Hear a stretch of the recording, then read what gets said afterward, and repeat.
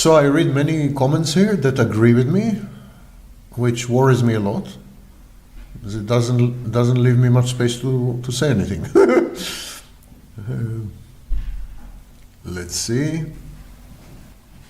What are the long-term effects of a close relationship with a covert borderline? Is it similar to narcissistic abuse or more similar to borderline abuse? How does the other person experience covert borderline? So first of all, to clarify, a disclaimer. Covert borderline is a diagnosis that I'm proposing. It is not part of the mainstream. It is not accepted yet. I have presented it in several universities and on several occasions. I have written several academic articles on the proposed diagnosis, but do not confuse covert borderline with the DSM or the ICD. It's not yet part, no one teaches it in a university. However, I felt that there is a gap, there is a missing part, a lacuna between narcissistic personality disorder and borderline personality disorder. I felt that there is a hybrid of both. I felt that there are individuals who are at the same time narcissists and borderlines. Now you could say, what's the difference between this and comorbidity? Comorbidity is when we diagnose the same individual with two personality disorders. So we can say this individual has narcissistic personality disorder, also has borderline personality disorder. This is comorbidity. The difference is that covert borderline is not a comorbidity. It's a hybrid. What's the difference? In a comorbidity, all the diagnostic criteria of both disorders exist in the individual. All the diagnostic criteria of NPD, all the diagnostic criteria of BPD exist in the same individual. That is comorbidity. In covert borderline, which is a hybrid, some elements, some diagnostic elements, some clinical features of narcissism and some clinical features of borderline exist in the individual, but not all of them, or not enough to diagnose separately. So, in an individual with a comorbidity, you would have five clinical features of NPD and 5 clinical features of BPD, total 10. In a hybrid, you may have 3 and 2, but they are enough, and there is a hybrid, okay? Covert borderlines are love addicts. They fantasize about love. They have a Disneyland view of love. They idealize love. They are actually in love with love. They are not in love with people. They're in love with the state of limerence, with the state of infatuation. They constantly seek to be in this situation. Very similar to borderlines, of course, yeah? So, you asked if the abuse would be more like narcissistic abuse or like borderline abuse. The surprising answer is that covert borderlines are highly unlikely to abuse, actually.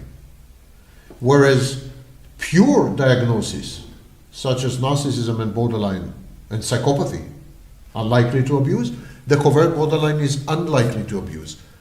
It's likely to be a very good father, because they would place an emphasis on their children. I explain why in my videos. They are likely to be good partners. They're not unlikely to abuse. They're likely to be loyal and long-term partners, although they would have a propensity to cheat because they are reckless. They have reckless behaviors. But generally, they would be loyal to the system, so to speak. And so the question simply misstates covert borderline. There is no abuse, or very rarely, in covert borderline. How does the other person experience covert borderline? Initially, very much like love bombing, like all the focus is on you, you're idealized, you see yourself through the other person's gaze, you fall in love with your idealized image through the other person's eyes. I call it the hall of mirrors. So there is this self-infatuation through another person. You love the way he sees you. You love the way he loves you. You love the way he speaks about you. So there is this initial phase. But then it becomes very stalkish. His behavior is very reminiscent of a stalker. Or to be more precise, erotomanic stalker. It's a stalker who stalks you on the basis of love. So it becomes creepy. The partner of the covert borderline would experience the covert borderline as over the top, exaggerating, crazy. Crazy in a bad way, like someone who can stalk you and maybe even harm you somehow.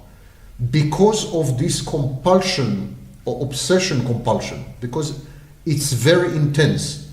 This intensity comes from the borderline part of covert borderline. Borderlines are intense. The relationships with borderlines are very intense, crazy making, insane, all over the place, over the top. The borderline is like a volcano. She or he erupts, and it's very, very colorful, and it's very fireworks, and it's crazy. It's an insane experience. And covert borderlines are the same. They have this. They borrowed it from the borderline. But at the same time, they're cognitively distorted. They're grandiose. So not only are they intense, but they are intense in a performative, spectacular, ostentatious, public way. Whereas the borderline, the classical borderline, would be intense with you in the bedroom. So she would offer you the sex of your life, She would be intense with you in the bedroom. The covert borderline would be intense with you in public. He would throw a party with 600 people. He would go to a hotel lobby and propose to you there. He would organize, a ceremony. He would be very, and gradually, initially you fall in love with the way that he sees you and with his grand gestures. But gradually it becomes really, really frightening, really intimidating, really, it becomes a bit of a horror movie and stuff, and it feels creepy and eerie, So this is the experience of a typical partner of a covert borderline. And some partners say, okay, but he's a good father, he's a good provider, he loves me. I'm saying he because majority of covert borderlines would be men.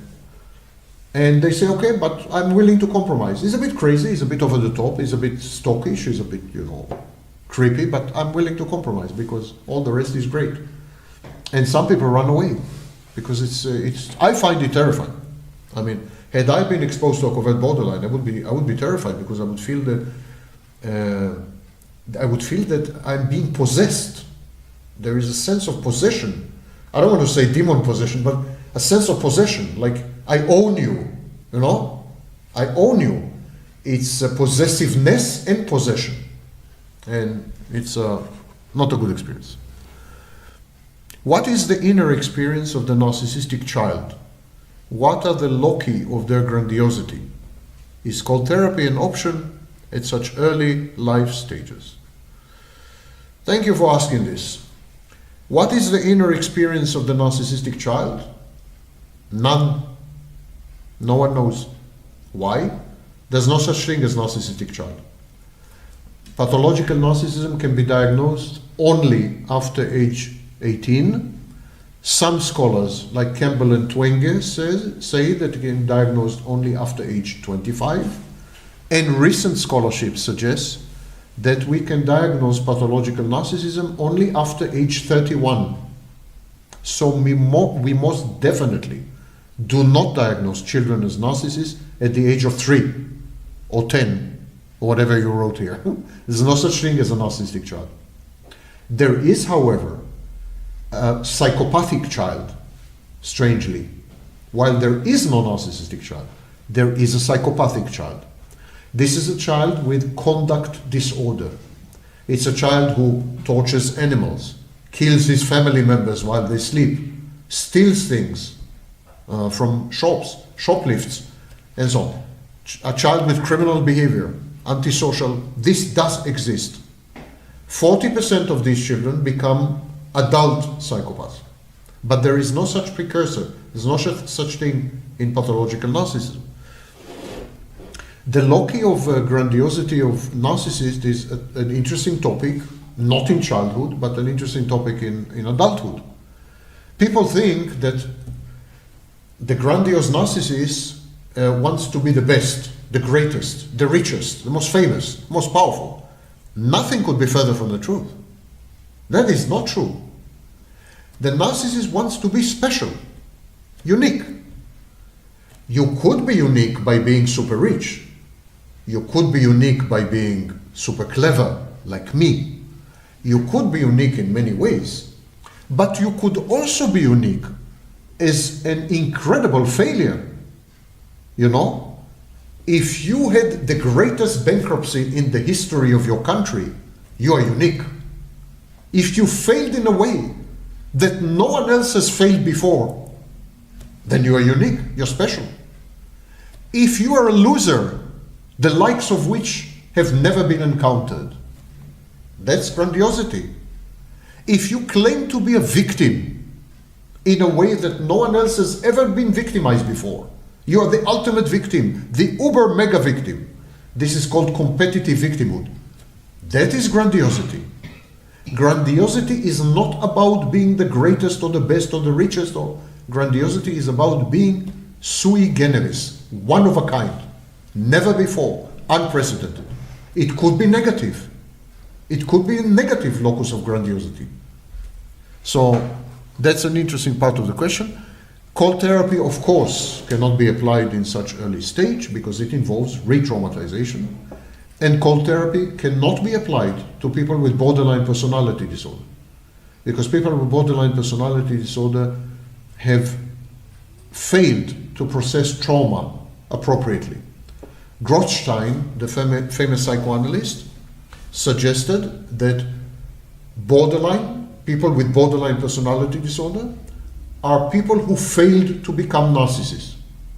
They were children, they were exposed to trauma, exposed to abuse. They tried to become narcissistic as a defense. They failed. They remained stuck. They remained stuck in a borderline personality organization with emotion dysregulation, suicidal ideation, and self-harm. So this is why we cannot administer cold therapy to people with borderline, because it will push them over the edge. They will become full-fledged suicidal. And of course, that's not the idea of cold therapy, because when a client dies, he doesn't pay you. So you need to keep them alive.